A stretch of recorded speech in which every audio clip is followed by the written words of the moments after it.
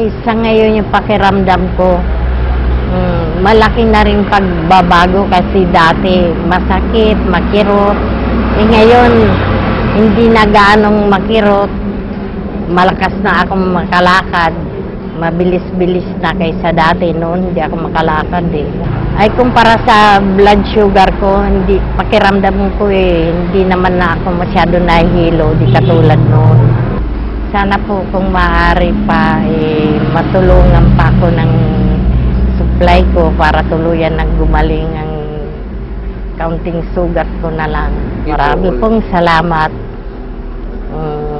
Unang-una sa Diyos, sa natatamo kong kalakasan ng aking pangangatawan sa ngayon. Marami pong salamat.